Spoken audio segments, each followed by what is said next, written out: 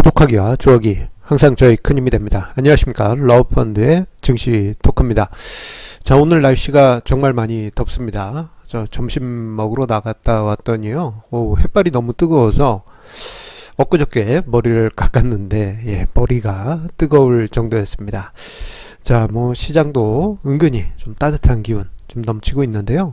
자, 오늘 증시 토크 주제는요, 시장을 이게 뭐라 그럴까요? 아주 뜨겁게 달굴 수도 있고, 한편으로는 아주 차갑게, 겨울처럼 차갑게 식혀버릴 수도 있는 주제를 가지고 증시 토크 글을 적었습니다. 자, 그것은 바로 미국에서요, 금융기관에 대한 여러 가지 제재에 관한 법률이 있었습니다. 그것이 바로 볼커 룰이라는 것이 있었는데요. 이 볼커 룰을 축소하는 그 방안들이 미국 연준에서 나오고, 관련 법안들이 이제 트럼프 대통령에 의해서 이전부터 계속 그 볼커 룰을 약화시키는 그런 법안들이 계속 이어져 왔습니다. 자, 그런데 이게 더 본격화되고 있는데요. 이 볼커 룰의 축소, 요것으로 인해서 향후 증시가 큰 장기 변동성을 만들 수 있는 재료다라는 주제로 오늘 증시 토크를 적었습니다.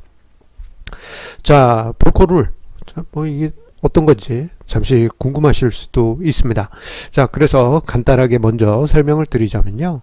자, 2008년 금융위기로 10년 전으로 시간을 먼저 돌려봐야 됩니다.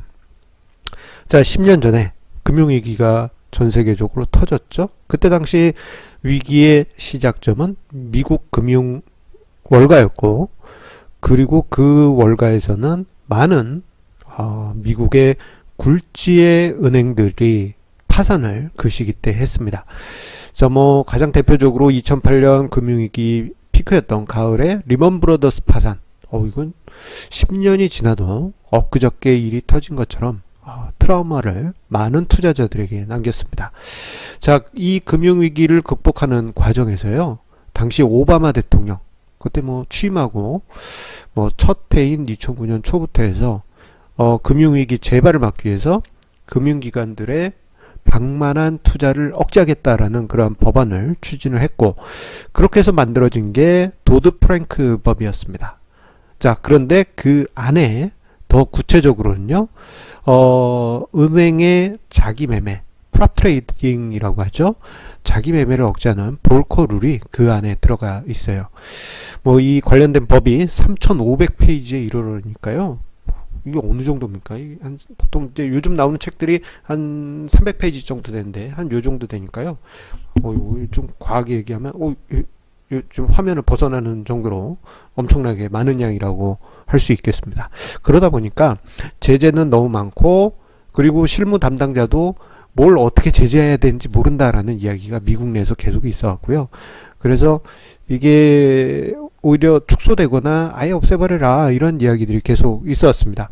자, 결국은 이 사업가 출신인 트럼프 대통령이 작년에 취임하면서 거의 처음으로 했던 일이 바로 도드 프랭크 법과 볼커 룰을 약화시키는데 서명한 것이 거의 처음으로 한 일인 것 같습니다.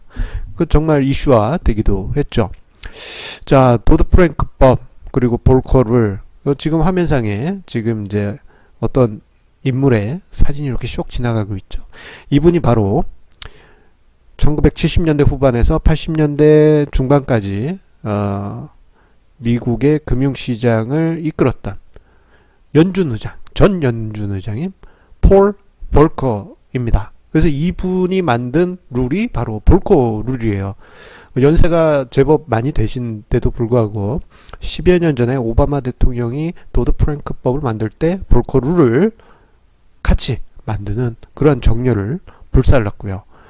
그러면서 이 볼커 룰을 아주 강력하게 피력하면서 당시 의원들을 설득하는 그런 정력적인 모습도 보여줬습니다. 자, 그런데 트럼프 대통령 사업가 아닙니까? 제재, 제약, 어떤 법적인 구속 이런 거에 대해서 사업하는데 지장이 되는 경험이 많았기 때문에 그거에 대한 거부감이 컸기 때문에 볼커 룰을 뭐 많이 축소한다든가 또는 그것을 없애고 싶은 그런 욕구는 충분히 있었고, 자, 임기 초반부터 그런 행태가 나타났습니다. 최근에는 이제 파월 연준 의장이죠. 지금은 파월 연준 의장이 볼커 룰과 도드 프랭크법을 한 단계 더 축소하는 방향으로 지금 추진하고 있고, 최근에 이러한 과정 속에서 볼커 자신도 이 룰을 축소하는 거에 대해서 동의했다라는 그러한 이야기가 있습니다.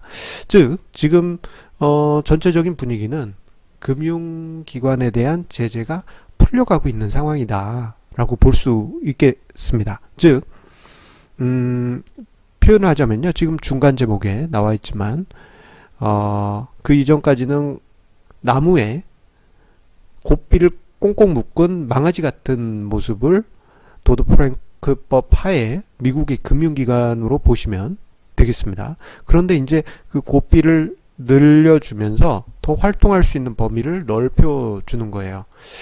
그렇기 때문에 그 이전에 제약이 심할 때는요, 그냥 뭐 업무가 거의, 극단적으로 얘기하자면 업무가 거의 최소화된 업무, 예대 업무만 하는 그런 수준이었다고 볼 수 있어요.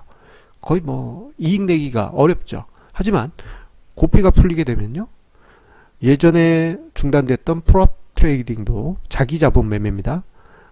프롭 트레이딩도 다시 활성화될 것이고, 파생금융 상품도 만들어서 그 고객들에게 판매하는 것도 크게 늘어날 것이고요. 또는 더 공격적인 투자도 늘어나겠죠. 그렇기 때문에 도드 프랭크법과 볼커 룰이 약화되면 마치 꽁꽁 묶여있던 맹수가 시장으로 뛰쳐나가는 그러한 모습과 같다라고 정리를 할 수 있겠습니다. 자, 그런데 이것이요, 뭐 긍정적인 효과는 있습니다. 버블을 만들면서 수익률을 높일 수 있는 긍정적인 부분이 있습니다만, 이게 버블이 형성이 되면 어떻게 되겠습니까? 반대로 버블이 붕괴될 수 있죠. 근데 왜 갑자기 버블이 생깁니까? 라고 생각하실 수 있는데요.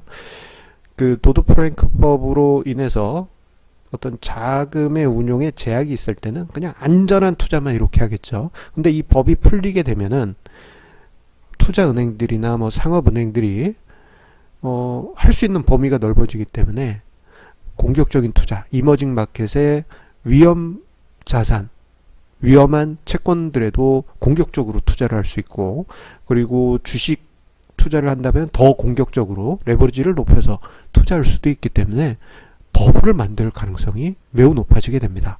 하지만 버블 붕괴라는 그 이면에 후유증도 남길 가능성이 커요. 자, 그렇기 때문에 저는 이 법안이 완전히 풀리게 되면 양날의 칼이다. 좋을 수도 있지만 무너지면 큰 상처를 남길 수 있다는 점을 이야기를 드리고 싶습니다.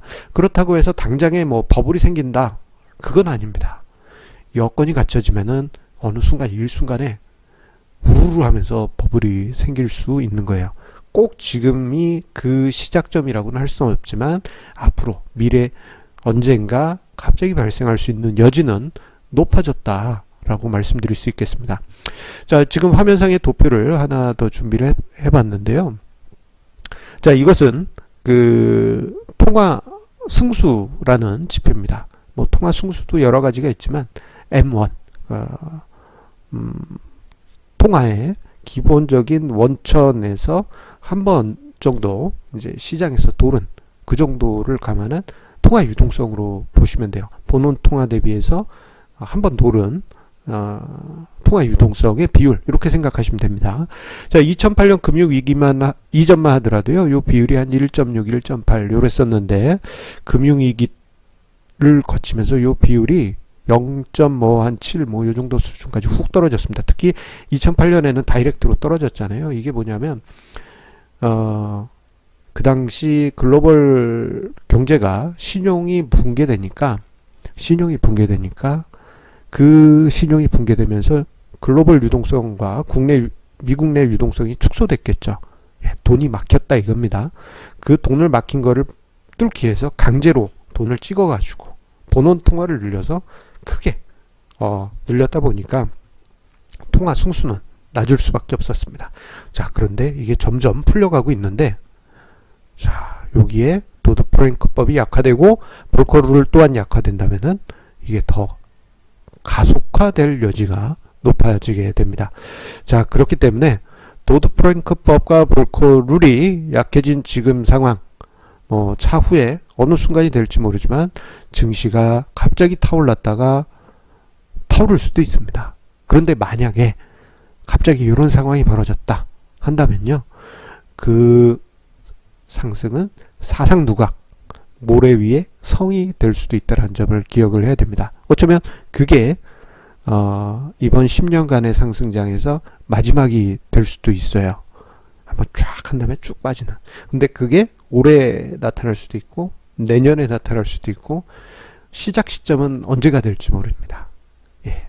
대신 마음속으로 갑자기 그날이 오면은 한편으로는 버블이 깨지는 그날이 다가오고 있구나. 이러한 점도 염두에 두시면서 도드-프랭크법 그리고 볼커 룰의 완화, 이 부분을 통해서 시장을 이해할 때 도움되시기 바랍니다. 자, 오늘 증시 토크는 여기까지 하도록 하겠고요. 항상 강조드립니다만 좋아요와 구독하기 저에게 큰 힘이 됩니다. 감사드리면서 내일 금요일도 좋은 증시 토크 주제로 찾아뵙도록 하겠습니다. 감사합니다.